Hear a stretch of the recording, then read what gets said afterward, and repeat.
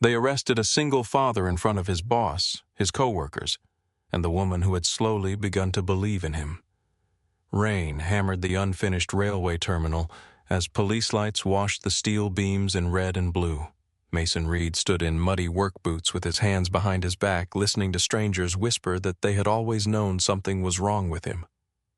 Inside his tool bag, his phone kept ringing. His 8-year-old daughter was waiting for him to pick her up. No one at that construction site knew the truth about Mason's past, and no one understood how one rushed accusation could destroy a man's career, his reputation, and the fragile chance at love he had almost allowed himself to trust.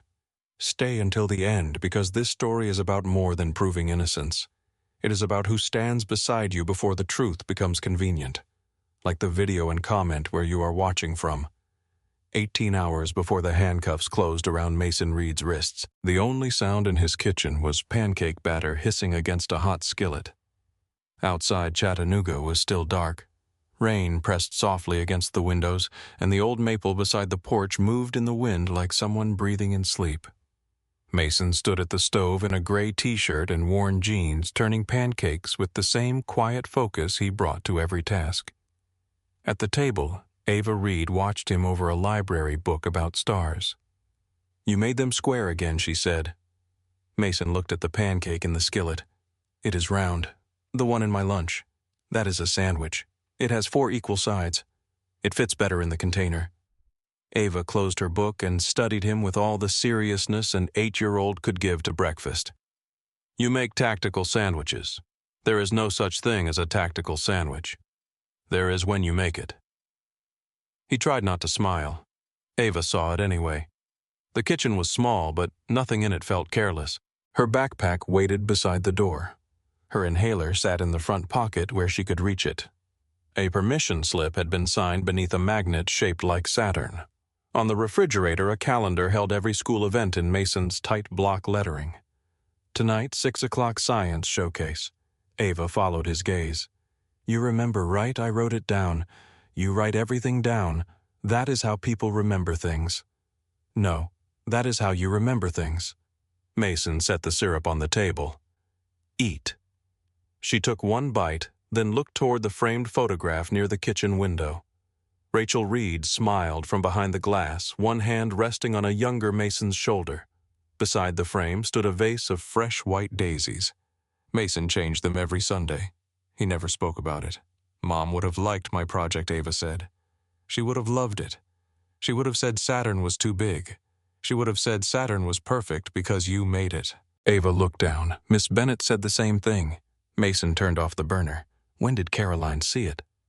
"When she picked me up last week because you got stuck at work. She was doing me a favor. She likes doing you favors." Mason reached for the coffee pot. Ava continued. "She laughs differently around you." He poured coffee without looking at her. "You are 8. I am observant." That word made him glance over. He used it often, and she knew it. "She is my boss," Mason said. "She can be 2 things. Ava, you have school. You have feelings." Mason set down the cup harder than necessary. Ava grinned and returned to her pancake. 20 minutes later, they stepped onto the porch beneath the yellow light. Mason carried her backpack while she zipped her coat. Across the street, porch lights glowed above quiet lawns, and the wet pavement reflected the early morning sky. Mason crouched in front of her. Inhaler front pocket. Lunch. "Tactical. Science showcase, 6 o'clock. Front row. No excuses." He held out his hand. She wrapped her little finger around his. "No excuses," he said. At the school curb, Ava unbuckled but did not open the door. "Dad, are you ever going to go on a date?" Mason stared through the windshield. "Ava, that is not an answer." A horn sounded behind them. She kissed his cheek, jumped out, and waved both arms before disappearing through the school doors. The riverfront terminal stood at the edge of downtown Chattanooga, a broad brick building with tall arched windows and a roofline blackened by decades of weather.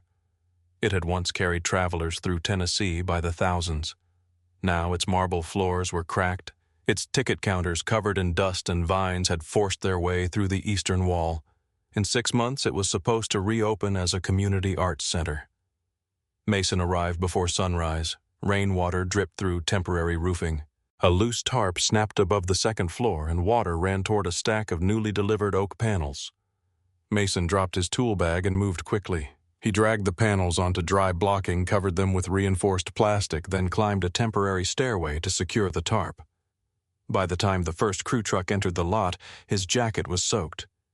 Caroline Bennett arrived carrying 2 coffees and a roll of revised plans. She stopped when she saw Mason climbing down. "You know your shift does not start for another 20 minutes. The rain did not read the schedule. She looked at the covered oak. "You saved us several $1,000s. I moved some lumber. You always make difficult things sound small." She handed him a coffee. He looked at the cup. "Black. You have taken it the same way for 11 months. You remembered. I remember useful information." Their fingers touched around the cup. Neither moved at first. Rain tapped against the high windows. Somewhere in the terminal, a compressor started with a low mechanical cough. Caroline let go. Mason took a drink. "Thank you." She looked at his wet jacket. "You are going to freeze. I have been colder." The answer came too quickly. Caroline heard the weight behind it, but Mason had already turned toward the plans. By 8, the terminal was alive with saws, drills, shouted measurements, and the smell of wet concrete. Mason moved through the work with steady authority, though he held no management title. Blake Mercer watched him from the far end of the hall. He had been late again. Mud covered his work pants, and stale smoke clung to his jacket. He was talented when he wanted to be, but he treated every correction as an insult. Mason found him beside a hydraulic lift. The inspection sheet is blank. Blake kept tightening a bracket. I checked it. Mason looked beneath the platform. A bead of fluid had gathered near a cracked fitting. "You missed a leak. It is nothing. It becomes something when a man is 30 feet in the air." Mason placed a red tag on the controls. "Take it out of service." Blake straightened. "You are not my supervisor." "No, then stop acting like it." Caroline's voice came from behind them. "He is right." She examined the fitting. "Replace the line before anyone uses this lift. Document it." Blake pulled off his gloves. "Sure, whatever Mason says." "That is not what I said," Caroline replied. Blake walked away. Mason watched him go. "He will think you are taking my side. I was taking the side of the worker who might fall." She lowered her voice. "Come to my office at 10. At 10, Mason entered the temporary office inside the old baggage room. Caroline stood beside a glass wall overlooking the main hall. A blue folder rested on the desk. "The owners want a permanent site superintendent for the second phase," she said. "I can give you names. I already have one." She turned the folder around. His name was printed on the first page. Mason did not touch it. "The hours," he said. "I adjusted them. For me. For the best candidate." He looked down at the schedule. "It ended early enough for school pickup 3 days a week. You planned around my daughter. I planned around the fact that your daughter is part of your life." Mason closed the folder. "That position should go through interviews." "It will." "And Blake?" "He asked about it. I told him he needs more experience, better attendance, and a safer record." Through the glass, Blake stood in the hallway staring toward the office. "He cannot hear us," Caroline said. "He does not have to." She pulled the blind halfway down. "You have until Monday. Today is Thursday. I know how calendars work." He almost smiled. Caroline leaned against the desk. "There is something else. Ava invited me to her science showcase." Mason closed his eyes briefly. "She used my phone. She has excellent communication skills. I'm sorry, I did not say no." He looked at her. "Would it make things awkward?" she asked. "Yes." Her expression changed. "Not because I do not want you there," he said. "Then why Ava gets attached to people?" Caroline's voice softened. "And you do not. That is different." "Is it?" He looked toward the rain moving across the windows. "I would not make promises to her that I could not keep," Caroline said. "People do not always choose which promises they break." She knew he was no longer talking about a school event. "I am not Rachel," she said. The name landed between them. Mason looked at her sharply. "I know, I am not trying to replace her. I know that too. Then stop punishing both of us for the fact that you are scared." His eyes held hers. For 1 second, the office seemed to lose every sound beyond the glass. Then Blake passed the doorway carrying a coil of cable. He did not look inside, but his pace slowed. Mason stood. "I need to get back to work." At lunch, Blake found him near the loading dock checking a shipment. Congratulations. Mason kept writing. For what you know. Nothing has been decided. It was decided before she spoke to anyone else. This is not about me. Blake laughed. Everything is about you lately. You show up early, fix everyone's mistakes, then Caroline changes the schedule so you can tuck your kid into bed. Mason set down the clipboard. Leave Ava out of this. There was no anger in his voice. That made the warning heavier. You think you are better than me, Blake said. No, you do not even have to say it. I do my job. You make sure everyone sees you doing it. Mason stepped closer. Blake noticed how still he became when challenged. Mason did not raise his voice or his hands. He simply watched. Go back to work, Blake. Blake looked toward Mason's jacket hanging near the break area. A white access card was clipped inside the open pocket. Then he walked away. That afternoon, Mason repaired the framing around the future theater stage while Caroline reviewed lighting plans nearby. Their earlier conversation remained between them unfinished and alive. At 4:15, Mason's phone buzzed on a workbench. Caroline picked it up to move it away from sawdust. A photograph showed Ava's painted solar system.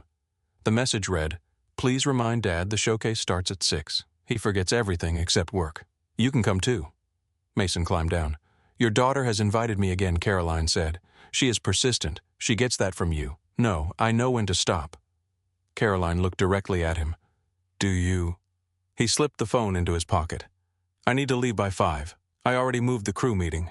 For me, for the best candidate." This time he smiled. At 5, Mason changed into a clean shirt. Before leaving, he checked the south gate and signed out. Blake stood near the tool cage. "Do not use the lift until the new line is installed," Mason said. "I heard you the first 3 times."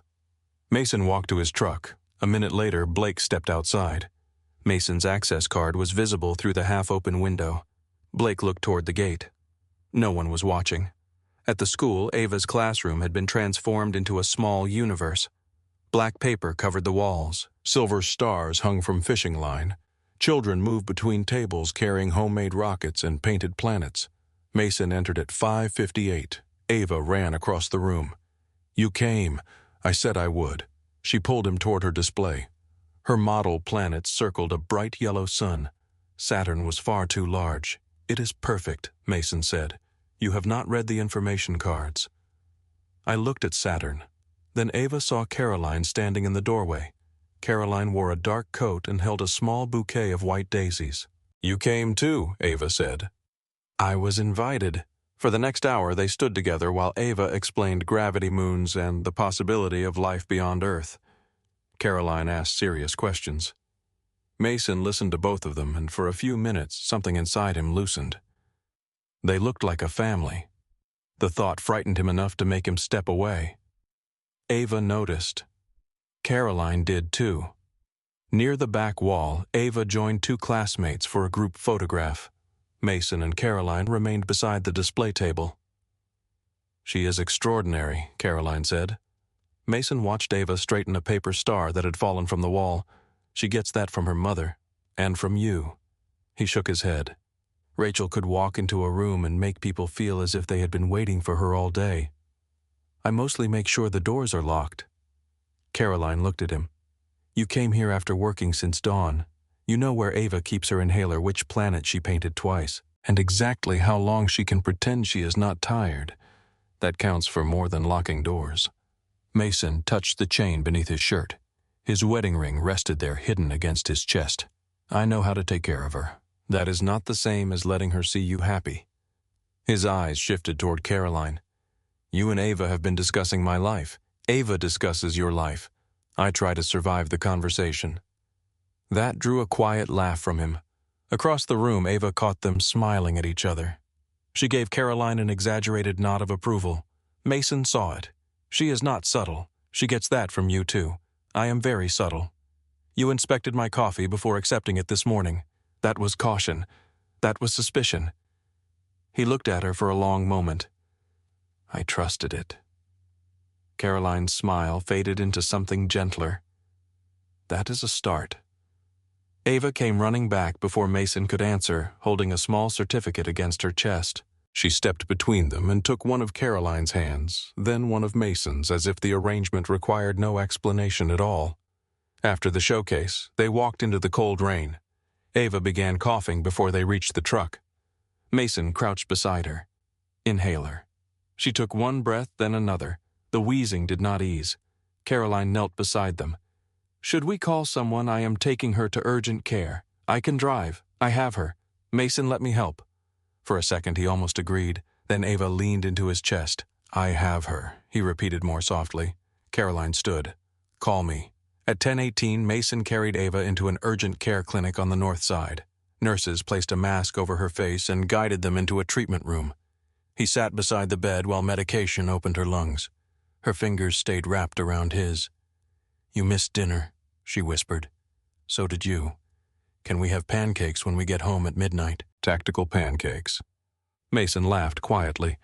Across town, the terminal was dark. At 10:31, a black pickup entered the south gate using a temporary subcontractor code.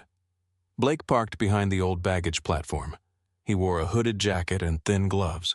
The access card in his hand belonged to Mason. At 10:46, he pressed it against the storage reader. The light turned green. Blake loaded 2 laser scanners, a thermal imaging system, and specialized power tools onto a flat cart. He covered the main camera with black tape. He never looked toward the restored ticket booth across the hall. A preservation camera remained fixed behind its upper window, recording 1 frame every 3 seconds. Blake loaded the equipment into his truck, then returned to the employee lockers. Mason's locker used a simple combination. Blake had watched him open it enough times to know the numbers. Inside, a raincoat hung above spare boots. Blake placed a serialized scanner battery behind the folded coat. He closed the locker, wiped the handle, and listened to his own breathing. At 11:12, the black pickup left the terminal. At 7 the next morning, Mason arrived with coffee in one hand and his tool bag in the other. He had slept less than 3 hours. Ava was resting at a neighbor's house, her breathing steady again. Caroline met him near the blueprint table. "How is she better? You should have stayed home. She has someone with her. And you, Mason, looked at the plans. I am here." Caroline was about to answer when engines rolled through the open entrance. 2 police cruisers crossed the wet yard and stopped beneath the steel canopy. Their lights flashed across the glass. Workers put down their tools. Mason turned toward the approaching officers as one of them reached for a pair of handcuffs. The officers crossed the wet concrete without hurry. That made them more frightening. One was tall and broad through the shoulders, with rain gathering along the brim of his cap. The other was a woman with dark hair pulled tightly behind her head.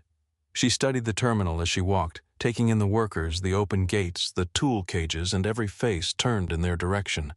Mason set down his coffee. Caroline stepped beside him. The taller officer stopped a few feet away. "Mason Reed." "Yes. I am Officer Grant Keller. This is Officer Elena Torres." Keller reached behind his belt and removed a pair of handcuffs. "We need you to turn around and place your hands behind your back." The terminal seemed to pull in one long breath. Mason did not move. "What is this about construction equipment was reported stolen from this site early this morning. We have information connecting you to the theft." Caroline looked at Keller. "What information? I will speak with you after he is secured. You can speak with me now. I manage this site." Keller kept his eyes on Mason. "Turn around, sir." Mason heard boots shifting behind him. Workers were gathering near the scaffold. Someone whispered his name. His phone began to ring inside his tool bag. Ava's picture appeared on the screen. Mason looked toward it. "Officer, that is my daughter. You can call her later. She is 8. Keller stepped closer. "Do not make this more difficult." Mason slowly turned. He placed his hands behind his back. The cuffs closed around his wrists. Metal pressed against bone. For a moment the sound carried him somewhere else. A dark room, concrete walls, a door slamming in the distance, a voice telling him not to move. He drew one controlled breath and returned to the terminal. Caroline moved toward him. "I will call Ava." Mason looked over his shoulder. "She stayed with Mrs. Duncan last night. Tell her I got delayed." Caroline's expression tightened. "I am not lying to her. Then do not tell her anything yet." Keller guided Mason toward the office. Workers stepped aside. Some looked confused. Some looked embarrassed for him. Others watched with the sharp interest people often reserved for another person's disaster. Blake stood near the tool cage with his arms folded. Mason noticed the pale red clay packed into the tread of his boots. The sight meant nothing yet. Still, Mason remembered it. Officer Torres entered the employee area with Caroline. "Which locker belongs to him?" Caroline pointed toward the third locker from the end. "Do you have a warrant?" Torres looked at her. "Your company reported stolen property and authorized a site search. I authorized police access to the storage area. I did not authorize you to search personal lockers." Keller entered behind Mason. The property manager gave consent. Caroline turned sharply. "He is not on site. He is still the legal representative of the company." Mason spoke quietly. "Let them search." Caroline looked at him. "Mason, if there is nothing there, the search ends faster." Torres watched him carefully. "Do you know the combination?" Mason gave it to her. She opened the locker. Inside were spare gloves, a folded raincoat, a thermos, and a small paper bag containing 2 oatmeal cookies wrapped in wax paper. A note in Ava's handwriting was taped to the bag, "For the best builder." Torres moved the coat. A black battery pack sat behind it. She stopped. Keller stepped closer. Torres lifted the battery with gloved hands and read the serial number. "It matches one of the stolen scanners." A murmur moved through the hallway. Caroline stared at the battery. "No." Keller looked at Mason. "You want to explain that it is not mine. It was in your locker. I can see where it was. Who else knows the combination?" Mason looked at the open door. Several workers stood beyond it. "Anyone who watched me use it." Keller took Mason by the arm. "You are coming with us." Caroline blocked the doorway. "He was not here last night." Keller looked at her. "How do you know?" "Because he was at his daughter's school." All night Caroline hesitated. Mason answered. "No." Keller turned toward him. "Where were you after that?" "At an urgent care clinic with my daughter." "What time did you arrive?" "A little after 10. "What clinic?" "North River, urgent care." Keller nodded toward Torres. "Verify it." Torres removed her tablet. As she worked, Keller searched Mason's tool bag. He found a tape measure, pencils, work gloves, a small first aid pouch, and a photograph folded into the inner pocket. Ava stood beside a model rocket, smiling at the camera. Mason was crouched beside her, one arm around her shoulders. Keller placed it back. He then searched Mason's jacket. When he pulled up the right sleeve, Torres looked over. A faded trident sat above an old scar near Mason's forearm. Her attention sharpened. "Where did you get that?" Mason looked at the tattoo. "A long time ago."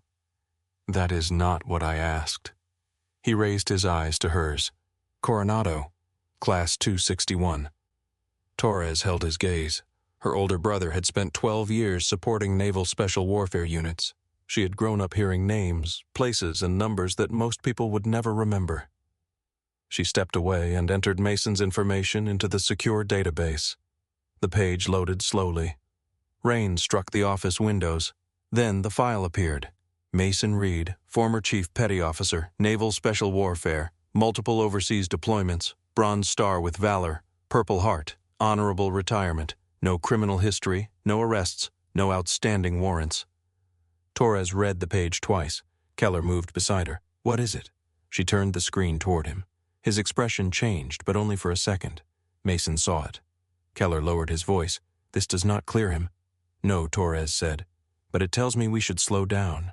We found stolen property in his locker, and we have not confirmed when it was placed there." Keller looked toward Mason. "What exactly did you do in the Navy?" Mason's face remained still. "My job." "What kind of job?" "The kind I left behind." Keller studied him. "You could have told us who you were. I told you my name." Torres stepped closer. "Mr. Reed, we are going to verify your alibi and review the site records. Until then, you are still being detained." Mason nodded. "I understand." Torres unlocked the handcuffs. Caroline released a breath she had been holding. Keller frowned. "What are you doing?" "We are inside a controlled office. He has cooperated. I want to speak with him without half the site watching." Keller did not argue, but his expression showed that he wanted to. Mason rubbed the marks around his wrists. Outside, several workers raised their phones. Caroline opened the door. Everyone back to work. No one moved. She stepped into the hall. "Now." The authority in her voice broke the crowd apart. Blake remained near the tool cage. Caroline looked directly at him. "You too." He lifted both hands. "I was just trying to understand what happened. You can understand it while working." Blake turned away. Mason watched the red clay on his boots again. Torres brought him into the temporary office. Keller placed the battery on the table inside an evidence bag. Caroline closed the blinds. Torres sat across from Mason. "Start with yesterday evening." Mason told them about leaving the site at 5. He described Ava's science showcase the rain outside the school and the moment her breathing changed. "What time did you leave the school?" Torres asked. "Around 7:30. And you went directly home?" "Yes." "When did her condition worsen?" "A little after 9:30. Why did you not call an ambulance?" "She could still speak. Her rescue inhaler helped, but not enough. The clinic was 12 minutes away." Keller leaned against the wall. "You said you arrived after 10. Traffic was backed up near Market Street because of flooding." Torres made notes. "What time did you leave the clinic after midnight? Do you have paperwork in my truck?" Keller nodded toward the window. "We will get it." Mason looked at the battery. "When was the equipment taken?" "Between 10:30 and 11:15, Torres said. "Then I was not here." Keller folded his arms. "Your access card was—" He placed a printed entry report on the desk. Mason read it. At 10:46 p.m., his card opened the equipment storage room. At 11:07 p.m., it opened the employee locker area. Mason checked his jacket pocket. The card was missing. Caroline stepped closer. "You had it yesterday. I used it before I left. Where did you put it?" "In my jacket. The one hanging near the break area." "Yes." Keller looked at him. "So anyone could have taken it. Anyone who knew where to look." Caroline walked to the computer and pulled up the access system. "There should also be a record of the south gate." Mason looked at her. "I closed it before I left." Keller pointed to the report. "The gate shows no use of your card, because whoever used it did not enter through the gate." Torres turned toward Caroline. "How else can someone enter temporary subcontractor codes?" "Delivery codes. The main office can also open it remotely." She entered her password and searched the previous night. At 10:31 p.m., the south gate had opened under temporary code 8842. Caroline printed the record. "That code belongs to 6 subcontractors." Keller took the page. "Names." She listed them. Blake Mercer was 4th. Keller looked toward the hall. "Where is he?" Caroline checked the timesheet. "On site." Torres stood. "Do not let anyone leave." Caroline opened the office door and called the foreman. "Lock the vehicle gate. Nobody leaves until police clear them." The foreman hesitated. "Is that necessary?" "Yes." Blake appeared at the end of the hall. "What is going on?" Torres walked toward him. "We are reviewing site access. I need you to remain available." He looked past her toward Mason. "You found the battery in his locker. What else is there to review?" Torres stopped. "How do you know where we found it?" Blake's eyes shifted toward the open locker. "Everyone knows. People are talking. Then stop listening to them and wait outside." He gave a small laugh. "This is unbelievable." Mason watched him walk away. There was too much effort in Blake's anger, too much volume. Caroline returned to the office. Her phone rang. She looked at the screen and stepped aside. "This is Caroline Bennett." The voice belonged to Richard Hale, the regional director for the development company. "We have a serious problem," he said. "I am aware. Security says stolen equipment was found in an employee's locker. The employee has an alibi. That has not been confirmed. It is being confirmed now." Was the employee Mason Reed? Caroline looked through the glass. Mason sat at the table, hands resting calmly in front of him. "Yes," Richard exhaled. "Remove him from the project." "No." There was silence. "Excuse me. You heard me. He was found with company property. He was found near company property that someone placed in his locker. You do not know that. And you do not know that he stole it. We cannot risk the project." Caroline lowered her voice. "We risk the project every time we decide an accusation is the same as a fact. This is not personal." Her eyes remained on Mason. "It became personal when police put one of my employees in handcuffs in front of the entire crew before anyone checked a single camera. You are too close to this." Caroline stiffened. "What does that mean?" "It means I have seen how you speak to him. Choose your next words carefully." Richard paused. "Place him on unpaid suspension until the investigation is complete?" "No." "Caroline, if you want him suspended, send me the order in writing with your name on it." She ended the call.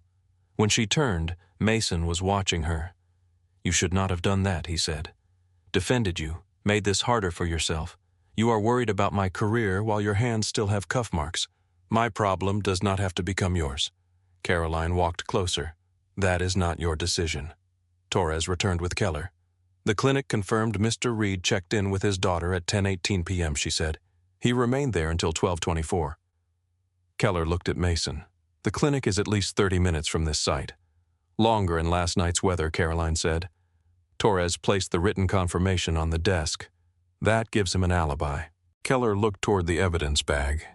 "It does not explain the battery. It explains that someone else put it there," Caroline said. Keller ignored her tone. "We still need the camera footage." Caroline led them into the security room. 3 monitors showed different sections of the terminal. The main storage camera recorded normally until 10:39 p.m. Then the picture vanished. Static filled the screen. "Someone covered it," Torres said. The next camera showed the loading platform, but heavy rain blurred the view. A dark vehicle appeared near the edge of the frame. Its license plate was unreadable. The third camera pointed toward the north entrance. Nothing useful appeared. Blake entered without knocking. "So that is it." Caroline turned. "I told you to wait outside. If the camera was covered, then nobody knows who went in." Torres stared at him. "Were you invited into this room, no?" "I just heard people saying the footage was gone. No one outside this room knew that." Blake's face tightened. "You had the monitor visible through the door. The door had been closed." Mason said nothing. He looked down at Blake's boots. Red clay filled the tread. Mason glanced toward the image of the loading platform. The area around it was covered in gray gravel. The South Tunnel Road, however, had been cut through exposed red earth after the storm. "Where did you park last night?" Mason asked. Blake looked at him. "I was not here. I did not say you were. Then why ask your boots?" Everyone looked down. Blake stepped back. "I worked near the south wall this morning." Mason turned toward Caroline. "The south wall was sealed yesterday." Caroline nodded slowly. "No one has worked there since Tuesday." Blake gave a short, angry laugh. "This is insane. You are all trying to make me the suspect because Reed used to be some kind of soldier." Mason met his eyes. "My military record does not make me innocent." Blake said nothing. "The fact that I was with my daughter does." Torres moved between them. "Mr. Mercer, I need your access card and your vehicle keys." "You cannot take my keys. I can ask. You can refuse. Then you can explain why." Blake reached into his pocket and handed over the card. His keys followed. Torres gave them to Keller. "Check the truck." Keller left. Blake looked at Caroline. "You believe him because you are sleeping with him." The room became silent. Caroline's face lost all color. Mason moved one step forward. Torres raised a hand. "Stay where you are." Mason stopped. His voice was low. "Do not speak about her that way." Blake smiled, but fear had entered his eyes. Caroline opened the door. "Get out! You cannot fire me." "I just did." Torres caught his arm as he turned. "You are still required to remain on site." Blake pulled free. "I am not under arrest. No. You are part of an active investigation." He left the room. Caroline faced the monitors, breathing slowly. Mason stood behind her. "I am sorry." She turned. "For what he said it because of me. He said it because he wanted to hurt both of us. It could damage your position." She stared at him. "You let them handcuff you without shouting. You let them search your locker. You gave them everything they asked for. But the moment someone says something about me, you act as if you have to carry that too." Mason looked away. "You should not have to pay for being close to me." Caroline's voice softened. "Close to you?" The question stayed between them. Mason did not answer. Keller returned. "His truck is clean." Blake's voice came from the hall. "Because I did not steal anything." Torres closed the door again. Mason studied the frozen footage. The main camera had failed. The loading camera was too far away. The north entrance showed nothing. Then he looked through the security room window toward the old ticket booth. A small black device was mounted behind the upper glass. "The preservation camera," he said. Caroline followed his gaze. "What the Historical Society installed a time-lapse camera before we started demolition. That faces the main hall." It faces the ticket booth glass. Keller frowned. How does that help Mason walk to the window? The storage entrance reflects in the glass after dark. Caroline remembered the installation. It records one image every few seconds. Torres was already reaching for the phone. Who has access Dr. Samuel Price at the Preservation Society? Caroline called him. He answered on the third ring. She explained the situation and requested immediate access to the archived images. Dr. Price asked her to wait while he opened the server. The office grew quiet. Outside workers pretended to continue their tasks. Hammers struck without rhythm. A saw stopped, then started again. Blake stood near the main exit. He looked toward the vehicle gate. A chain had been looped through it. Mason saw him take out his phone. Officer. Torres turned. Blake began walking toward the rear corridor. He is leaving. Keller opened the door. Mr. Mercer. Blake kept walking. Keller followed him. Caroline's laptop chimed. Dr. Price had sent the archive. Torres pulled a chair beside her. The images appeared one after another. Empty hall, rain against glass, a shadow near the storage entrance. Caroline advanced the sequence. A dark pickup entered the reflected frame. The hooded driver stepped out. His face was hidden. Mason stood behind them. Keep going. The figure moved toward the storage door. The next image showed Mason's access card in his hand. Then the figure turned. For one clear frame, his face appeared in the ticket booth glass. Caroline stopped the recording. Blake Mercer stared back from the screen. A second image showed him carrying the stolen battery toward the employee lockers. Torres reached for her radio. Keller's voice came through before she could speak. He is running. Mason looked through the window. Blake had reached the south corridor and shoved open an emergency exit. Beyond it, his dark pickup tore away from the loading area, spraying mud across the concrete as it forced through a temporary barrier. Torres called in the vehicle description. Caroline stood frozen beside the screen. Mason looked at the image one final time. Blake's face was sharp in the reflected glass. The evidence had been there all night, waiting for someone to look in the right place. The image of Blake Mercer remained frozen on the screen while his truck disappeared into the rain. Officer Torres spoke into her radio, her voice controlled and precise. Dark gray Ford pickup, Tennessee registration pending. Suspect is Blake Mercer, male, 31, last seen leaving the riverfront terminal through the South Service exit. Possible connection to felony theft and evidence tampering. Keller answered from the loading area. The temporary barrier is down. I have tire tracks heading toward Riverfront Parkway. Torres looked at Caroline. License plate Caroline opened the subcontractor records with shaking hands. 7. Charlie 39. Victor. 2. Torres repeated the number into her radio. Mason stood behind them, watching the empty corridor where Blake had vanished. The workers outside had stopped pretending to work. They stared toward the broken barrier, then toward Mason as if they were trying to rearrange everything they had believed 10 minutes earlier. Caroline closed the laptop. He planned all of this. Mason looked at the evidence bag on the table. He planned enough. He took your access card. He planted the battery. He knew exactly where the cameras were. He knew about the cameras we used, but not the preservation camera. Mason turned toward the old ticket booth. No, the terminal had gone strangely quiet. Rain moved across the tall windows in wavering sheets, and the police lights continued to pulse against the brick walls. Torres stepped closer to Mason. You are no longer being detained. Keller returned from the loading area, breathing harder than before. We have units checking the river roads and the interstate entrances. Torres gestured toward Mason's access card report and the clinic confirmation. We have his alibi. We have footage of Mercer using his card and carrying evidence toward the lockers. Keller looked at Mason. You are cleared from our immediate suspicion. Immediate, Caroline asked. Keller chose his words carefully. The case is still active. We need to recover the stolen property and confirm whether Mercer acted alone. Caroline folded her arms. But Mason is not a suspect. No. The answer should have brought relief. Instead, Mason looked through the office glass at the people who had watched him in handcuffs. A few lowered their eyes. One worker slipped his phone into his pocket. Another turned away. Mason reached for his jacket. Caroline caught his wrist gently before he could pick it up. Where are you going to work? She stared at him. You were arrested less than an hour ago, and now I am not. You cannot act as if nothing happened. I have a crew standing around. You are not responsible for everyone in this building. Mason looked at her hand around his wrist. Caroline released him.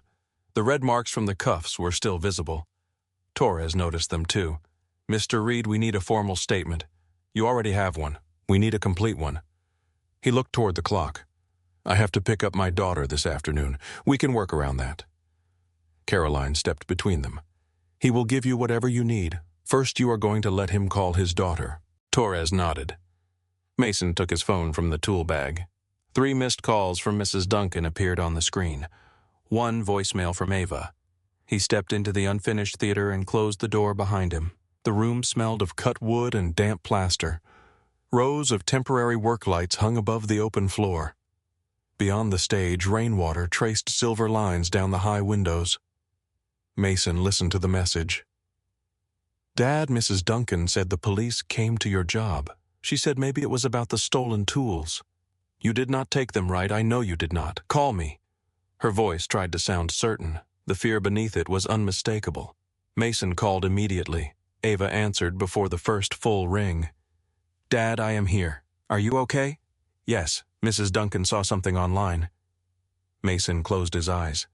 What did she see? A video? People were standing around you. He looked toward the theater doors.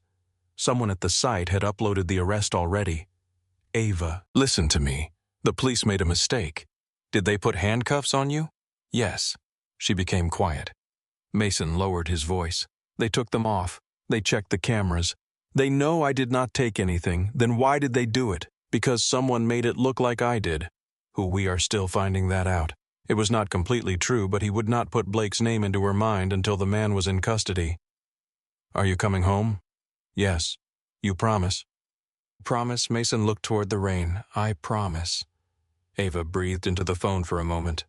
Miss Bennett is there. Yes. Did she believe you? He glanced through the glass wall. Caroline stood in the main hall speaking with Torres.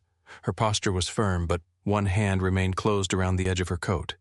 Yes, Mason said. She did. Good. The word carried more meaning than Ava could have known. I will see you this afternoon, he said. You better. I will. And Dad?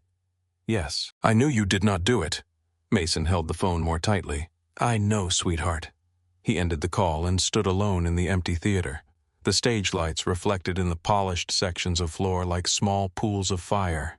For years he had trained himself to absorb fear before it reached Ava. He had believed that was part of being her father, but fear had reached her anyway. Not through gunfire. Not through the knock at the door every military family dreaded. Through a phone screen. Through strangers sharing the worst moment of his morning before the truth had time to catch up. The door opened behind him. Caroline entered but did not approach. How is she scared? I am sorry. You did not post the video. I should have stopped them from filming. You could not control everyone. Her eyes held his. That is what you always tell yourself when something hurts you. That no one could have done anything differently. Mason slipped the phone into his pocket. What would you have done? I would have stood beside you sooner. You did, not soon enough. He turned toward the windows. You asked the police what evidence they had. You called Ava. You challenged your director. That is more than most people would have done. I knew you. Mason looked back at her. Knowing someone is not proof. I believed you before there was proof. He did not answer. Caroline stepped closer. Why does that make you uncomfortable? It does not. You cannot even look at me. He faced her fully. Belief can be dangerous. So can doubt. Belief makes people ignore things they should see, and doubt makes them see things that are not there. The words settled between them. Caroline's voice softened. You think I defended you because I care about you? Mason said nothing. I did, she continued. But that does not mean I stopped thinking. I saw the battery. I saw the access logs. I also saw that you had no reason to steal from a project you helped hold together. People have reasons they do not show. You would say that, because it is true. No. Because you have spent nearly a year showing me only the parts of yourself you think are safe. Mason's jaw tightened. Caroline looked at the faded tattoo on his forearm. I knew you served. I did not know what you were. What I was is over. Is it? He pulled down his sleeve. Yes. The answer came too quickly. Before Caroline could respond, Keller opened the theater door. We found something in Mercer's work area. The temporary subcontractor office occupied a narrow room behind the old baggage platform. Blake had used it for equipment records, invoices, and storage. Papers covered the desk. Empty energy drink cans filled a wastebasket. A stale smell of tobacco and wet clothing hung in the air. Torres wore gloves as she searched a drawer. Keller placed several documents on the desk. Past due notices, a loan demand, 2 printed emails from an online betting account. Caroline read the totals. He owes nearly $50,000. Mason stood near the door. That explains the theft. Not the frame, Keller said. Torres opened a laptop found beneath the desk. It required a password. Caroline looked at the screen. Try Terminal 214. Torres glanced at her. How do you know he used it for the temporary tool account last month? The password worked. The desktop opened to dozens of files. Torres searched recent documents. One was titled Site Misconduct Report. She opened it. The draft email was addressed to Richard Hale and the company's legal department. Caroline read over her shoulder. The message accused Mason of stealing equipment over several months. It claimed Caroline had ignored warning signs because of an inappropriate personal relationship with him. It suggested Mason had manipulated inventory records and used his military background to intimidate workers who questioned him. None of it was true, but it was written carefully enough to sound possible. Caroline stepped back from the desk. He was going to destroy both of us. Keller continued reading. He planned to send this after the theft was discovered. Torres opened the file properties. It was created 3 days ago. Mason looked at Caroline. This started before yesterday. She stared at the accusations on the screen. He knew the regional office would believe a scandal before they believed an explanation.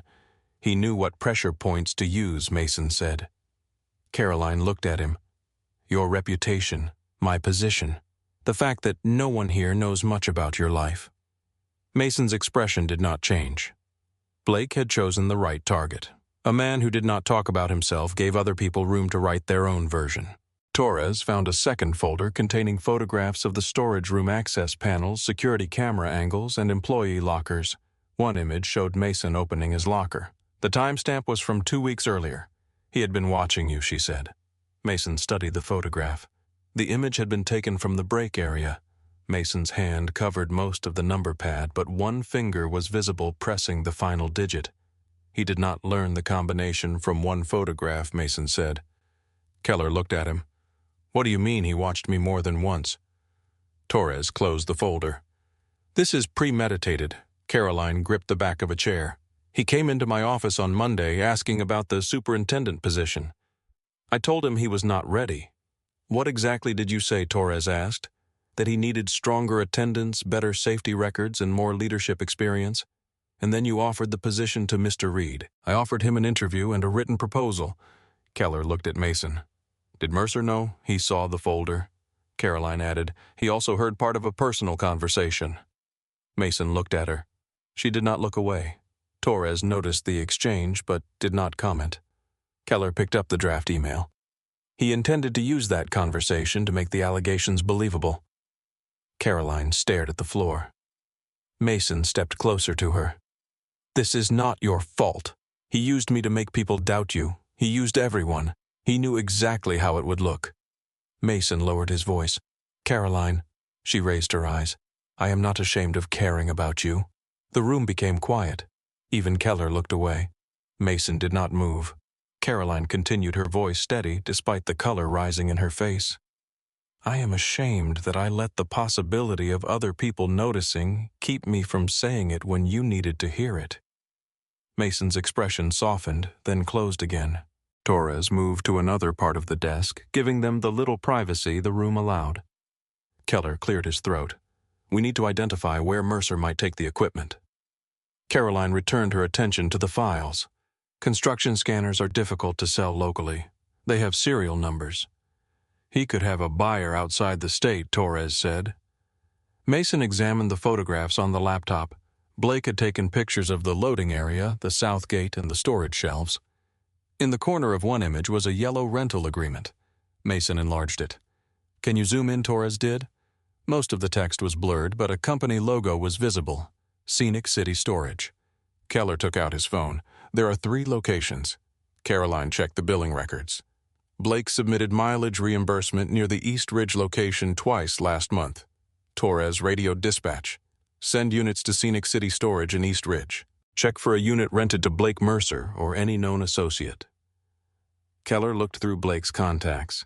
His emergency contact is his sister, Dana Mercer. Address in Hickson. Torres sent another unit there. Mason studied a map pinned beside the desk. If he knows the truck has been identified, he will abandon it. Keller looked at him. You sound certain. He knows the police have his face. He knows the gate code and access logs connect him to the site. Keeping the truck gives you a direct line to him. What would you do? Mason's eyes moved over the map. I would transfer the equipment, leave the truck somewhere public, and use a vehicle no one is looking for. Keller studied him. You learned that in the Navy I learned to think about what the other man needs. Torres looked at Mason's record on her tablet. You served almost 15 years. Mason's gaze stayed on the map. Yes. Keller leaned against the desk. Special warfare. Mason did not answer. Caroline watched him. The officers had read his file. They knew more about pieces of his life than she did. Torres spoke carefully. My brother supported teams overseas. He used to say the men who talked least were usually carrying the most. Mason looked toward her. Your brother come home? Yes. Good. Keller tapped the tablet. Bronze Star with Valor, Purple Heart, multiple deployments. Mason's face hardened. None of that matters here. It explains why you stayed calm in handcuffs. No. Practice explains that. Caroline felt the air change. Keller heard it too. You have been detained before, not by American police. No one spoke for several seconds. Rainwater dripped from the roof outside, striking a metal pan with a slow, hollow rhythm. Torres closed the record. Why did you retire? Mason looked toward the office window. My daughter needed a father who came home. Caroline knew he had served in the Navy. She knew Rachel had died. She knew Mason hated crowded restaurants and always chose a seat facing the door. She had never connected the details. How old was Ava? Torres asked. 3. And your wife Rachel died 3 years after I retired. Caroline lowered her eyes. Mason reached beneath his shirt and drew out the chain around his neck. A wedding ring rested against his palm. Cancer, he said. 10 months from diagnosis to funeral. His voice did not break. That made the grief feel older, not smaller. Keller looked at the floor. I am sorry. Mason placed the ring back beneath his shirt. People say that because they do not know what else to say. Is there something better now? Torres leaned against the desk. Why keep your service history secret? It was not secret. No one at this site knew. No one asked the right question. Caroline looked at him. I asked what you did before construction. You asked what work I did, and you said logistics. I handled logistics. Keller almost smiled. That is one way to describe it. Mason's eyes remained serious. I came here to build something my daughter could see. Walls, floors, rooms people would use. I did not want to be introduced by the worst days of my life. Caroline understood then. The quiet was not shame. It was exhaustion. Mason had spent years being defined by missions he could not discuss, scars he did not explain, and a title people treated as if it made him something other than human. At the terminal, he could simply be the man who arrived early and fixed what was broken.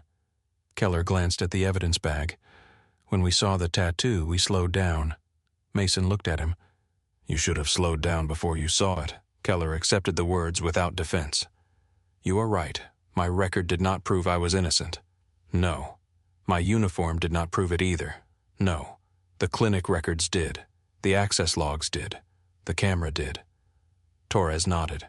Mason looked from one officer to the other. Remember that the next time the man in handcuffs does not have a record you respect. There was no anger in his voice. That made the words harder to dismiss. A radio call broke the silence. Torres listened. Units had reached the East Ridge storage facility. No unit was registered under Blake's name, but a clerk remembered him visiting with another man 2 days earlier. Security footage was being reviewed. Keller's phone rang next. He answered, then stepped into the hall. Caroline moved toward the window. Mason joined her. Below them, workers crossed the main floor in small groups. Conversation stopped whenever they looked up. You should go home, Caroline said. I told Ava I would pick her up. After that, I know. She folded her arms. What happens when you walk out of here? I drive to school. I take my daughter home. I make dinner. And tomorrow I come back. Caroline turned toward him. How can you stand in this building after everyone watched you get arrested because I did not do anything wrong? That does not erase what happened. No. Then why are you acting like it does? Mason looked through the rain-streaked glass. Because if I let every bad thing decide where I am allowed to stand, I would have run out of places years ago. Caroline's anger faded. She stepped closer. I thought you kept people away because you did not trust them. I trust people. No. You assess them. The accuracy of the word made him look at her. You watch how they enter a room. You notice where they put their hands. You remember their cars, their shoes, the way they speak when they are lying. That is not trust. What do you want me to say, that you are afraid? He smiled without humor. I have been afraid many times. Not like this. She touched the chain beneath his shirt with the tips of her fingers. Mason went still. You know how to face danger, Caroline said. You do not know how to let someone stay. His eyes lowered to her hand. Staying is not always a choice. Neither is leaving. She withdrew her hand. Mason looked at her face, the small line between her brows, the rain caught in the loose strands of her hair. I lost Rachel after I promised Ava she would get better. Caroline did not speak. I believed it when I said it. I believed the doctors. I believed every good morning meant we had more time. His voice became quieter. When she died, Ava did not only lose her mother, she learned that adults can promise things they cannot control, so you stopped promising. I stopped bringing people close enough to make promises. Caroline's eyes shone, but she did not look away.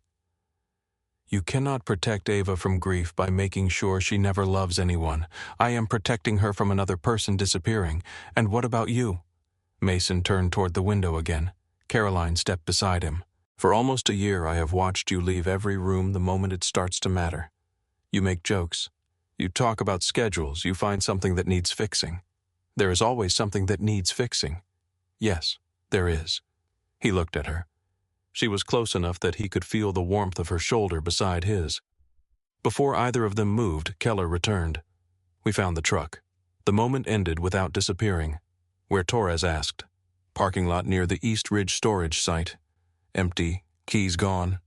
No equipment inside. Mason looked at the map. He transferred it. The storage footage shows Mercer meeting a white delivery van at 11:20 this morning, Keller said.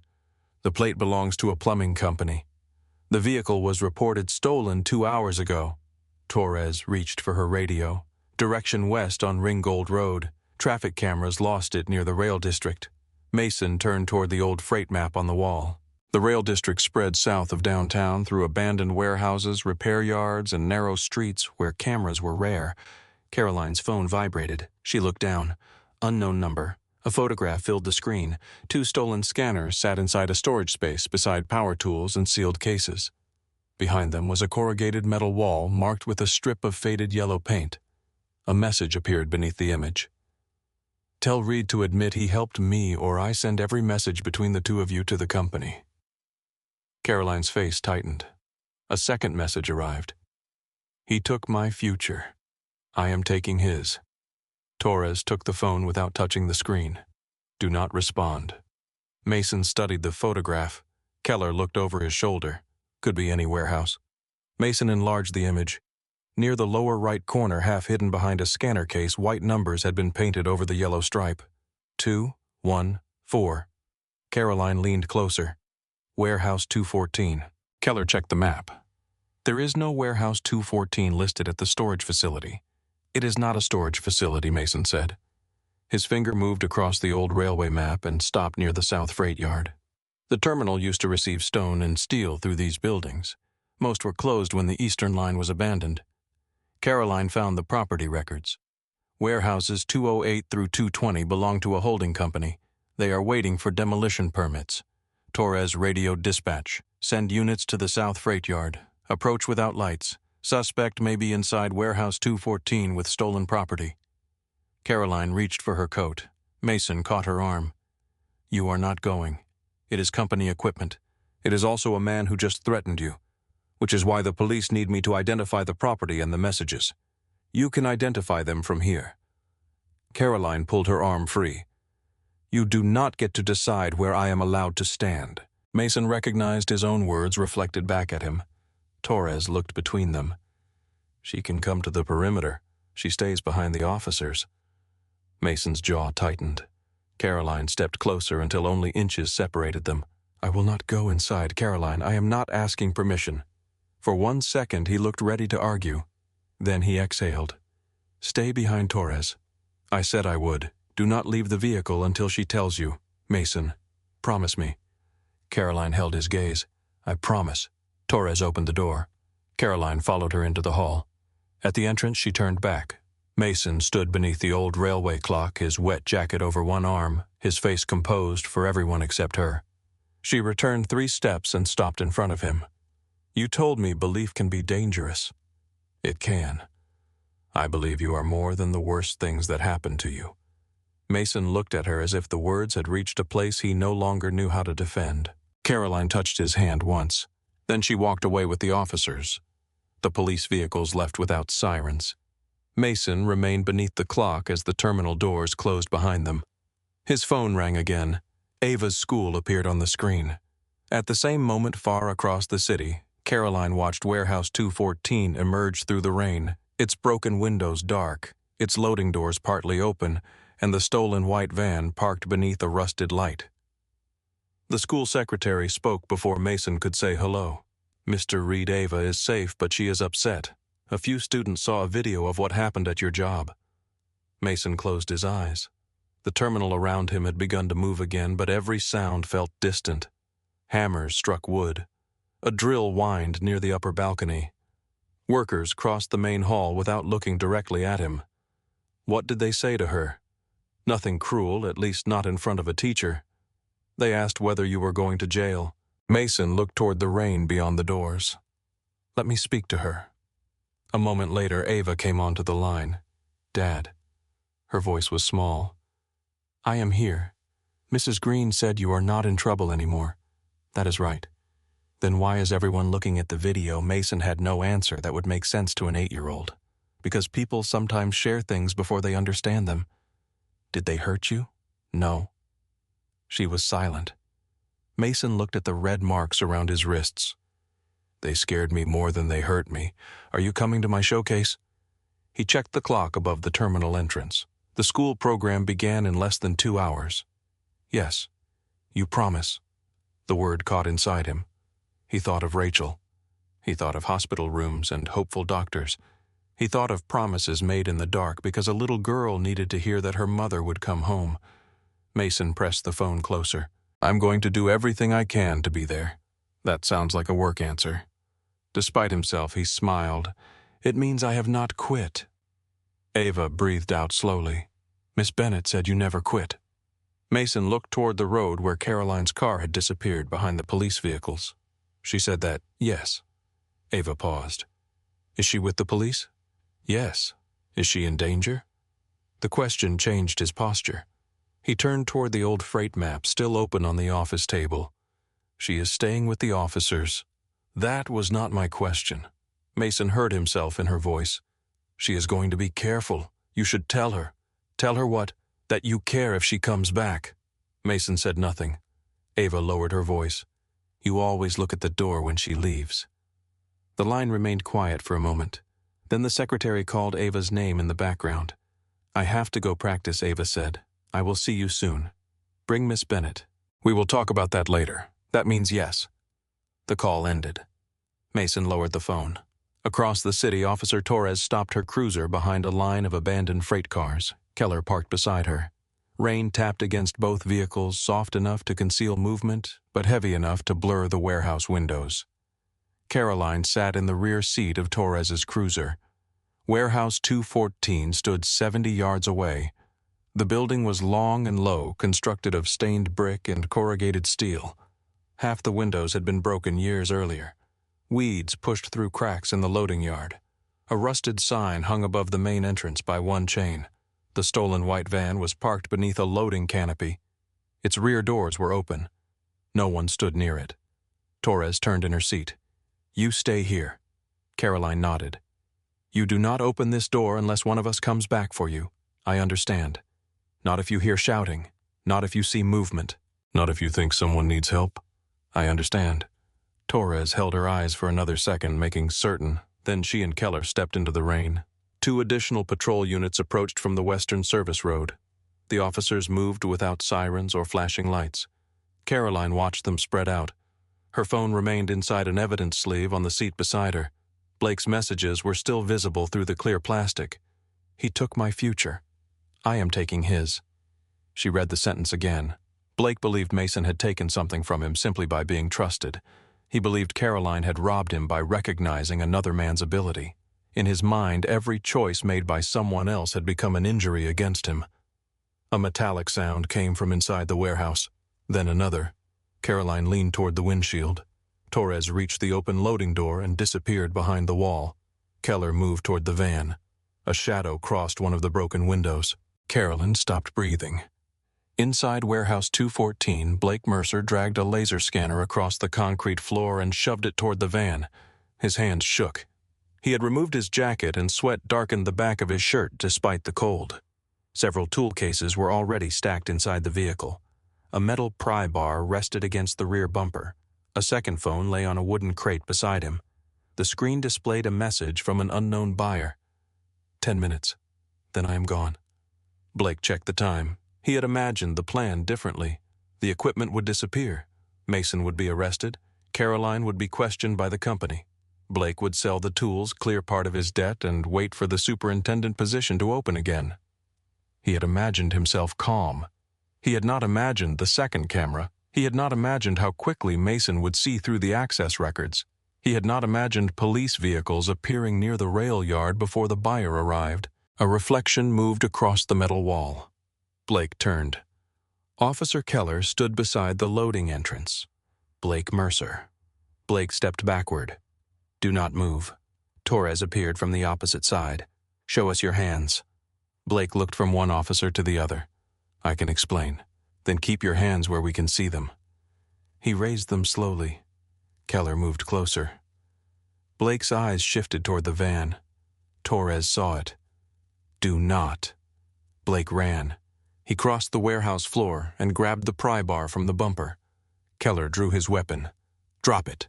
Blake backed toward the far wall, holding the bar in both hands. I am not going to prison. Torres kept her weapon aimed at the floor in front of him. Put the bar down. You do not know what they will do to me, who the people I owe. That does not change what is happening here. Blake laughed once, breathless and broken. You think this is about some tools? He swung the pry bar into the side of the van. The impact exploded through the building. Outside, Caroline heard it. She gripped the edge of the seat. A second impact followed. Then Keller shouted, "Drop it now!" Caroline stared at the warehouse door. Every instinct told her to get out. Mason's voice returned to her. Stay behind Torres. Do not leave the vehicle. Promise me. Her hand moved away from the door handle. Inside, Blake pointed the pry bar toward Keller. He took everything. Keller did not move. Who took everything, Reed? Torres watched Blake's hands. Mason Reed did not steal this equipment. He took my job. There was no job to take. He walked in and everyone trusted him. He earned their trust. Blake looked at her. You sound like her. Like who, Caroline? Torres understood. This was never only about money. Blake's grip tightened. She looked through me. Every day. I was there before him. I knew the site. I knew the crews. Then he came in acting quiet and humble. And suddenly everything I had worked for belonged to him. Keller spoke evenly. Nothing here belonged to you. Blake struck the van again. The metal folded inward. Caroline flinched at the sound. Then Blake saw movement through the broken window. He saw her sitting in the cruiser. His face changed. Get her out of here. Torres took one step closer. Look at me. Blake ignored her. He moved toward the loading door. Keller shifted into his path. Stop. Tell her to come inside. No, I want her to hear me. She can hear you after you put the bar down. Blake raised it. Keller lifted his weapon. Do not make me do this. The warehouse became silent except for the rain. Blake stared at the officer's face. For one terrible second he appeared ready to charge. Then he looked down. 3 red points from the officers outside moved across his shirt. His breathing grew shallow. The pry bar slipped from his hands. It hit the concrete and rolled twice before stopping. Torres closed the distance quickly. She forced Blake's arms behind his back while Keller kicked the bar away. The handcuffs closed. Blake dropped to his knees. "You do not understand," he said. Torres pulled him upright. "You are going to have time to explain." Blake looked through the window toward Caroline. She chose him. Caroline heard the words when Torres led him outside. Rain ran over his face. His shirt clung to his shoulders. Whatever confidence he had worn at the construction site was gone. Caroline stepped out only after Torres motioned to her. She stayed several feet away. Blake looked at her. "You gave him everything. I offered him a job. You gave him my job. It was never yours. I asked first. That was not the qualification." His eyes filled with anger again. "You changed the schedule for him because he is a father. You never changed anything for me. I gave you warnings instead of firing you. I approved advances when you said your rent was late. I kept you after 3 safety violations." Blake looked away. Caroline stepped closer, though Torres remained between them. "You were not ignored. You were given chances. You were going to throw me away. No, you did that yourself." Blake's jaw tightened. He turned toward the cruiser. Caroline watched him until Keller closed the rear door. The stolen equipment filled most of the van. Cases had been opened and their serial plates partly removed. A thermal imaging unit rested beneath a blanket. 2 laser scanners sat beside a box of power tools. Torres photographed each item. Caroline identified the company markings and checked the serial numbers against the inventory records on her tablet. "It is all here," she said. Keller looked into the warehouse. "Nearly all. We still need the battery from Reed's locker as evidence." Torres removed her gloves. "We have the footage. We have the access records. We have the property. Now we need the full statement." Blake sat in the cruiser with his forehead against the window. At the police station he asked for a lawyer. Then he changed his mind when detectives explained what they had already recovered. The interview room was small. A camera watched from the upper corner. Blake sat across from Torres and a property crimes detective named Aaron Cole. His wet clothes had been replaced with gray jail garments. His hands rested flat on the table. Cole placed printed images in front of him. The first showed him entering the storage room with Mason's access card. The second showed him carrying the battery toward the lockers. The third showed the stolen equipment inside warehouse 214. "You can stay silent," Cole said. "That is your right. But silence does not erase this." Blake looked at the pictures. Torres sat beside the detective. "Did anyone help you know who was buying the equipment?" Blake did not answer. Cole placed a copy of the message from the unknown buyer on the table. "We are already tracing the number." Blake rubbed his palms together. "He was just a contact, a name. I only knew him as Ray. Where did you meet him online?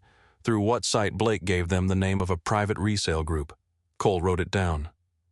Torres pointed to the image of Mason's locker. Why Reed Blake looked at the camera in the corner. Because it would work. Why he barely talks to anyone. No one knows where he goes after work. He keeps everything locked. He never drinks with the crew. He acts like he is better than everybody. He went home to his daughter. Blake gave a bitter laugh. Exactly. Everyone loved that. Mason the perfect father. Mason the perfect worker. Torres remained still. "You took his access card?" "Yes, when yesterday afternoon." From his truck, Blake hesitated. His window was open. "You used the temporary gate code assigned to your company?"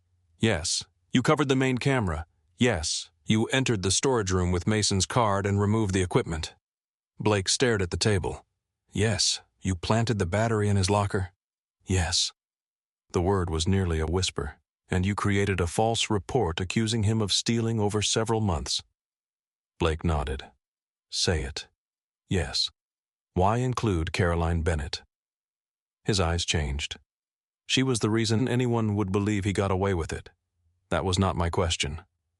Blake looked at Torres. She picked him. For the superintendent position. For everything. Torres let the silence remain. Blake continued. She asked him into her office. She brought him coffee. She changed meetings around his kid. Every time I made one mistake, she looked at me like I was a problem. He could stand there saying nothing, and she looked at him like he had saved the world. You wanted to punish her.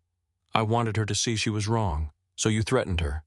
I was trying to get Reed to admit he helped me. You knew he would not admit to something he did not do. Blake pressed both hands against his face. I needed time to sell the equipment, to pay what I owe. And after that, I do not know. Torres leaned forward. You knew an 8-year-old girl would see her father arrested. Blake lowered his hands. I did not think about his kid. That does not make it better. I did not know the police would do it in front of everyone. You called them. I sent the report. You placed evidence in his locker so they would find it. Blake looked down again. His confession continued for another 40 minutes. He described watching Mason enter his locker combination. He admitted photographing the security cameras and learning which code opened the south gate. He explained how he had rented access to Warehouse 214 through a man who scavenged abandoned buildings. The buyer had promised him $18,000 for equipment worth more than twice that amount. Blake had accepted because his gambling debts were due by Friday. When the interview ended, Torres called Keller. We have a full confession. Keller stood beside Caroline in the station hallway. Mason had arrived 20 minutes earlier after giving his formal statement at the terminal. He had not gone home. Not yet. He sat at the far end of the hall with his elbows on his knees. Caroline watched him listen as Keller explained the charges.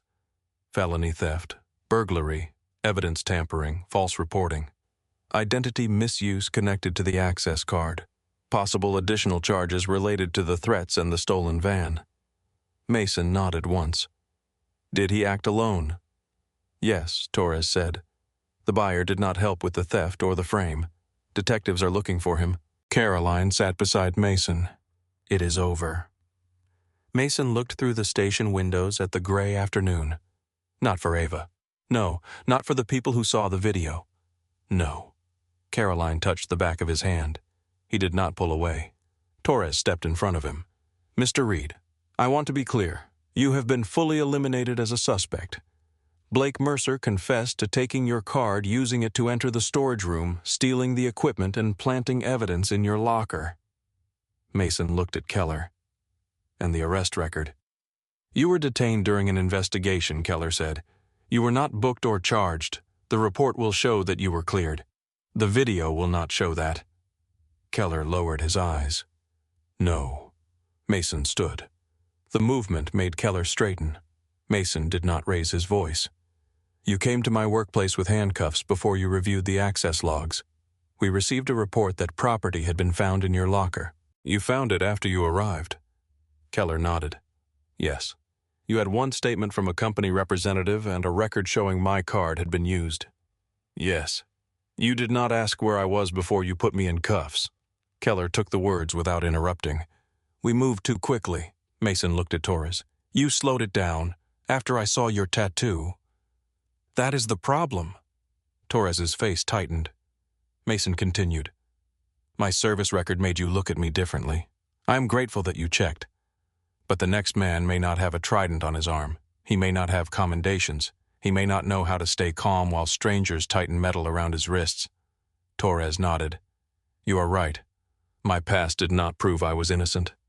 No, the evidence did. Keller stepped forward. I am sorry, Mr. Reed. Mason studied him. The apology did not erase the morning. It did not remove the video from phones or the fear from Ava's voice. But Keller was not hiding behind procedure. Mason accepted that. Make the report accurate. I will. And when you speak to the company, tell them exactly when you knew the accusation was wrong. Keller nodded. I will. Caroline's phone rang. Richard Hale's name appeared on the screen. She answered. We recovered the equipment, she said. I heard. Was Mercer arrested? Yes. And Reed Caroline looked at Mason. Completely cleared. Richard exhaled. We need to issue a statement. You should have done that an hour ago. We needed confirmation. You did not need confirmation before asking me to suspend him. There was silence. Caroline, we should discuss this in person. We will. At the site. In front of the crew. That may not be appropriate. It is exactly where this needs to happen. She ended the call. Mason looked at the clock. The school showcase had begun 5 minutes earlier. His face changed. Ava. Caroline stood. I will drive. I have my truck. You have slept less than 3 hours, been arrested, interrogated, and spent the afternoon at a police station. I am fine. You keep saying that as though repetition makes it true. Mason reached for his jacket. Caroline took his keys from the chair before he could reach them. You are not driving. Caroline, get in the car. Torres almost smiled. Keller looked toward the floor to hide his own reaction. Mason held out his hand. My keys. No. He stared at her. She stared back. For years, men had followed Mason into places where a moment of hesitation could cost lives. Very few had challenged him over a set of truck keys. Caroline placed them in her coat pocket. You can argue with me on the road. They left the station together. Rain still covered Chattanooga, but the worst of the storm had passed. Clouds moved low over the Tennessee River. Traffic crawled through downtown beneath wet traffic lights. Caroline drove with both hands on the wheel. Mason checked the time again. You will not make the roads move faster by staring at the clock. I told her I would be there. You told her you would do everything you could. That is not the same. Caroline glanced at him. No, it is honest. Mason looked through the window. She has already lost enough. So have you. This is not about me. It is always about both of you. That is what being a family means. He turned toward her. Caroline kept her eyes on the road.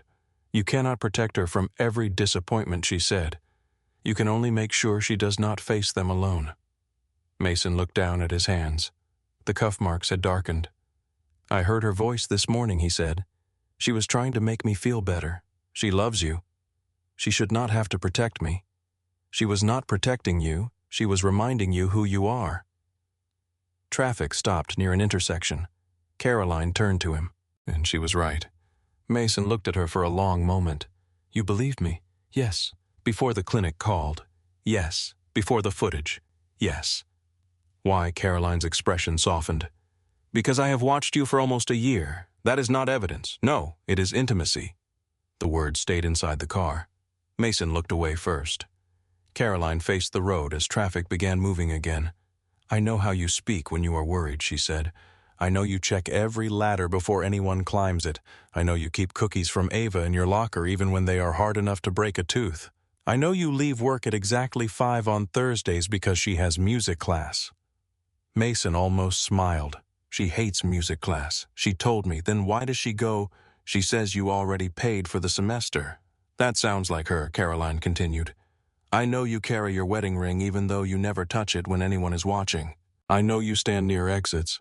I know you never let anyone walk to their car alone after dark. The road curved toward the school district. I do not know everything about you, she said, but I know enough to recognize the man standing in front of me. Mason's throat tightened. What if that man is not ready for what he looked at her? For you. Caroline did not answer immediately. The school appeared ahead. Cars filled the parking lot. I am not asking you to be ready for the rest of your life, she said. I am asking you to stop pretending you feel nothing.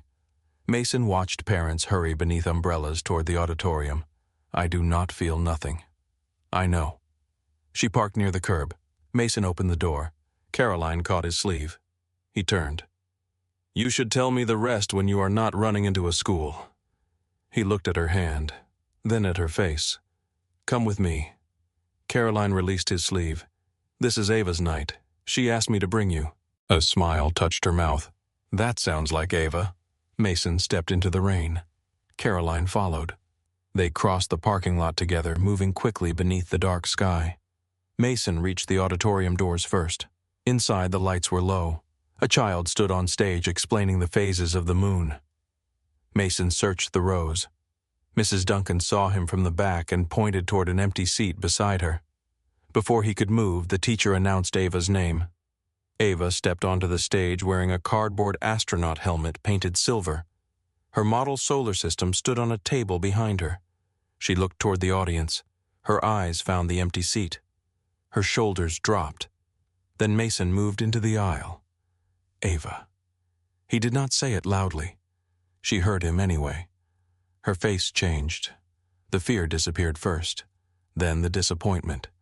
Then came a smile so bright that Caroline stopped beside the door and pressed one hand against her chest. Mason sat in the empty chair. Caroline took the seat beside him. On stage, Ava placed both hands on the edge of the table. My project is about stars, she began.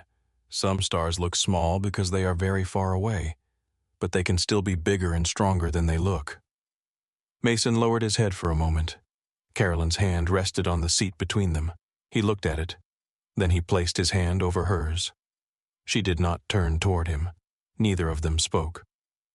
On stage, Ava continued explaining how light could travel across darkness for years before anyone saw it. When the presentation ended, the room filled with applause. Ava looked directly at Mason and Caroline. She smiled as if she had known all along that both seats would be filled. Mason kept holding Caroline's hand until the auditorium lights came back on. Parents rose from their seats. Folding chairs scraped against the floor. Children hurried down from the stage carrying painted planets, cardboard rockets, and poster boards covered in silver stars. Ava did not walk. She ran. Her astronaut helmet slipped sideways as she pushed between two rows of chairs and threw herself into Mason's arms. He caught her and lifted her from the floor. "You made it!" Her voice broke against his shoulder. "I told you I would try. That was not a promise. No." She pulled back and looked at his face. "But you came anyway." Mason touched the edge of her cardboard helmet. "I would not miss Saturn." Ava smiled, then noticed Caroline standing beside him. "You brought Miss Bennett." She drove. Caroline raised Mason's truck keys. He was in no condition to make responsible transportation decisions. "I was fine," Mason said. Ava looked at the red marks around his wrists. Her smile disappeared. "What happened there?" Mason lowered her carefully and knelt so they were at eye level. The noise of the auditorium continued around them, but Ava seemed to hear only him. "The police thought I had taken something from work." "But you did not?" "No." "Then why did they put those on you? Someone used my work card and hid one of the missing things in my locker." Ava studied the marks again. "Did they find the real person?" "Yes. Was it someone you knew?" Mason hesitated. "A man from the job site." "Why did he do it?" "He was angry. He owed money. He blamed other people for things that were happening in his life." Ava looked toward Caroline. "Did Miss Bennett know you did not do it?" Caroline answered before Mason could. "I believed your father." Ava considered that. Before the camera. "Yes." Before the police knew, yes. Ava turned back to Mason with an expression that suggested he should pay attention to this information. "Good," she said. Mason almost laughed. Mrs. Duncan approached carrying Ava's coat. "I think this belongs to your astronaut." Ava took it. Mrs. Duncan looked at Mason. "I am glad you are all right. Thank you for staying with her. She was brave." Ava shook her head. "I was worried." Mrs. Duncan knelt beside her. "Being brave does not mean you are not worried." Mason looked at the teacher. For a moment the words seemed meant for him too. Families began leaving the auditorium. Rain had softened to a mist outside, and the wet pavement reflected the school windows. Ava took Mason's hand. Then she reached for Caroline's. Caroline glanced at Mason before accepting it. The three of them walked into the hallway together. At the front doors, Ava stopped. "Are we getting dinner?" "It is late," Mason said. "That is why people invented restaurants. You have school tomorrow. People also invented alarms." Caroline hid a smile. Mason looked at her. "Do not encourage her. I have not said anything. You are thinking very loudly." Ava tugged Caroline's hand. "You should come." Caroline looked at Mason. "I have not been invited by your father." Ava turned slowly toward him. Mason recognized the expression. It was the same one Rachel used to wear when she had already made a decision and was waiting for him to arrive at it. He took a breath. "Would you like to have dinner with us?" Caroline pretended to think. "Is this a professional meeting? No. Will there be a presentation about Saturn, possibly?" Then yes. They chose a small diner near the river because Ava insisted that every important day required pancakes. They sat in a booth beside a window streaked with rain. Ava ordered chocolate chip pancakes, eggs, and hot chocolate. Mason ordered coffee and something he barely touched. Caroline chose soup but spent most of the meal listening to Ava explain the difference between stars and planets. Mason watched them across the table. Caroline did not speak to Ava as if she were a child waiting for adults to finish. She asked questions. She remembered details. She listened when Ava described how Rachel had once taken her outside during a power outage to show her the Milky Way.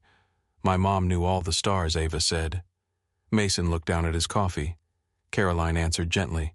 She sounds wonderful. She was. Ava dipped a piece of pancake into syrup. Dad does not talk about her much. Mason looked at his daughter. I talk about her, only when I ask.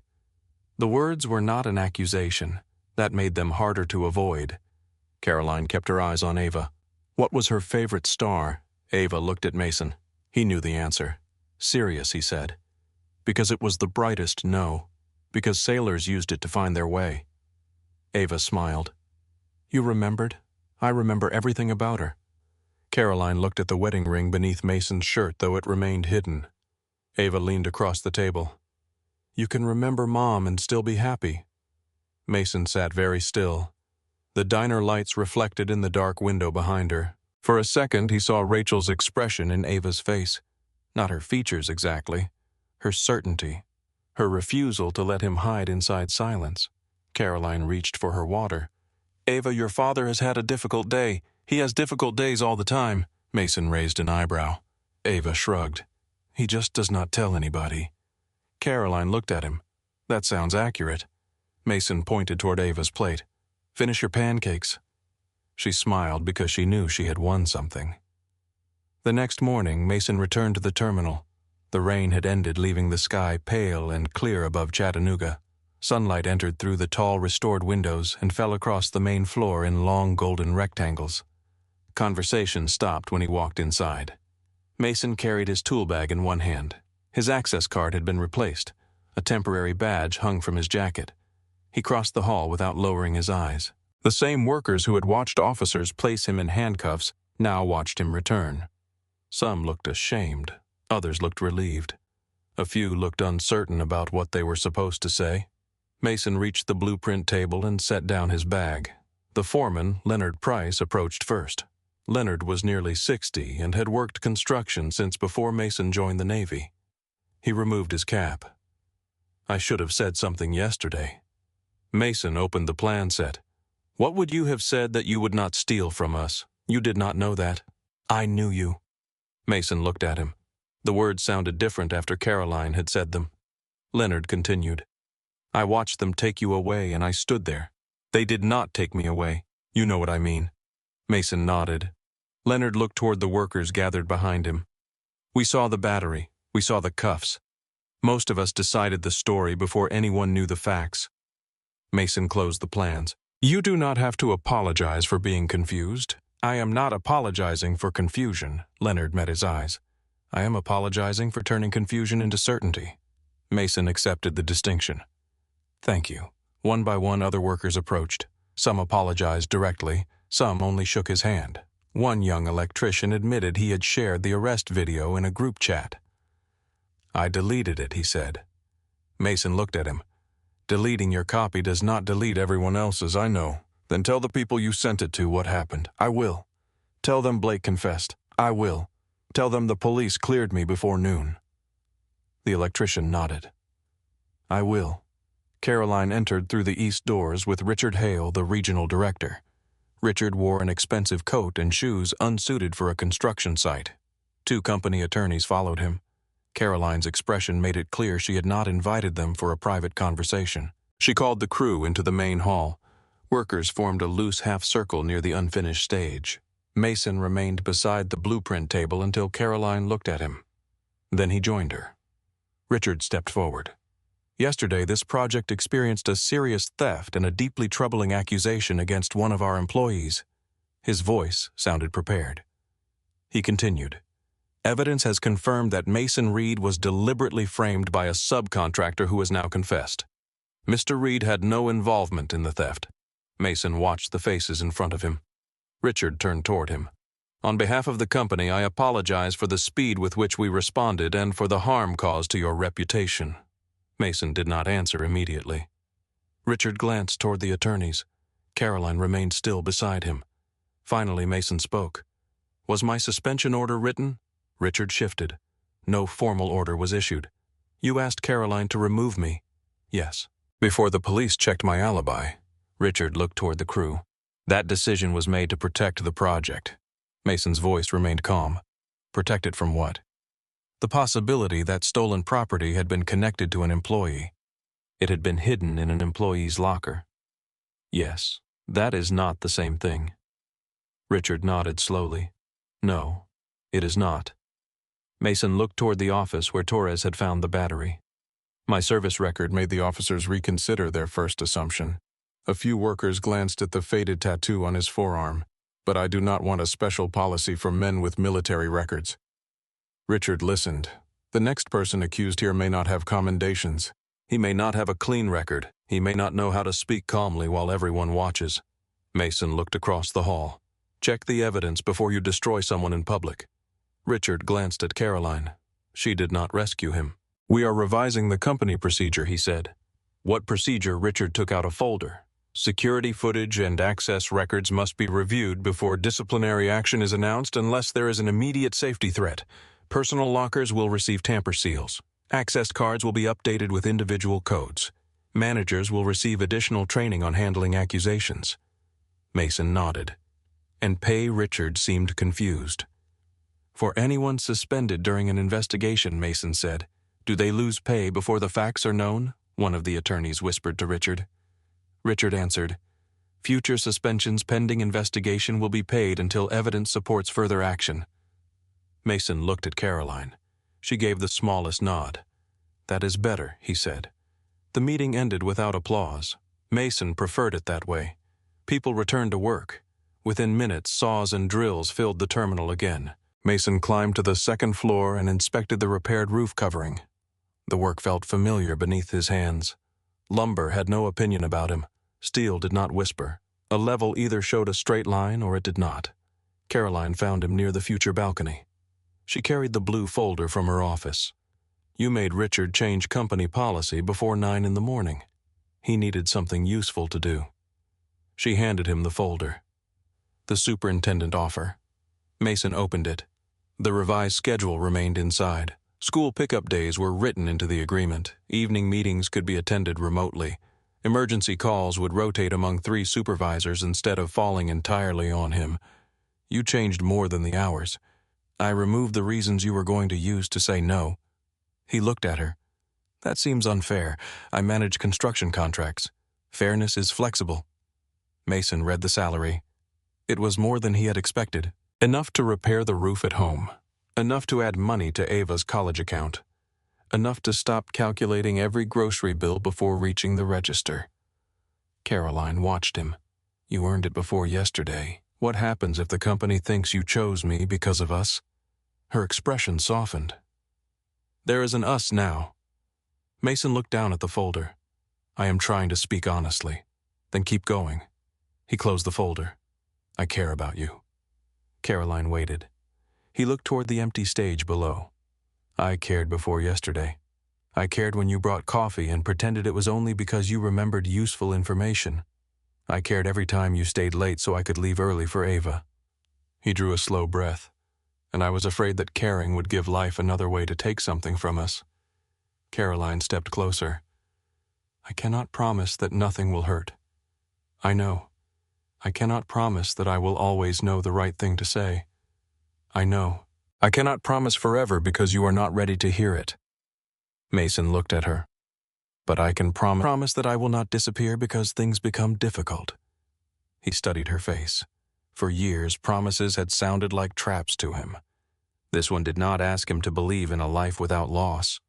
It asked him to believe that someone might remain present inside it. Mason signed the agreement. Caroline smiled. Is that an answer to the job or to me, the job? Her smile faded slightly. He placed the pen down, then he took her hand. This is my answer to you. He kissed her beside the unfinished balcony while morning light moved across the terminal floor below. The kiss was quiet. No one applauded. No music rose from the theater. Caroline touched his face and Mason allowed himself to stand still without searching for an exit. Several weeks later, the first section of the Arts Center opened to the public. Children painted murals beneath the restored railway arches. A string quartet played on the new stage. Families moved through the terminal beneath banners Ava's school had helped design. Mason stood near the river windows in a clean shirt, his superintendent badge clipped to his belt. Ava ran toward him, holding a paper star. "Miss Bennett says you have to stop checking the doors." "She is wrong." Caroline approached, carrying 3 cups of lemonade. "I said the security team already checked them. That is different." Ava rolled her eyes. Mason took one of the cups. The chain around his neck was gone. Rachel's ring now rested beside her photograph at home, not hidden away, but placed where memory belonged. Caroline noticed. She said nothing. Ava looked between them. "Are you going to hold hands, or do I have to arrange everything?" Mason sighed. Caroline offered him her hand. He took it. Outside, the Tennessee River carried the afternoon light past the city. Behind them, the terminal Mason had helped rebuild, filled with voices, music, and footsteps. Ava ran ahead toward the astronomy exhibit. Caroline leaned against Mason's shoulder. He watched his daughter disappear into the crowd, then return a moment later to make sure they were following. This time, Mason did not remain near the door. He walked forward with Caroline beside him.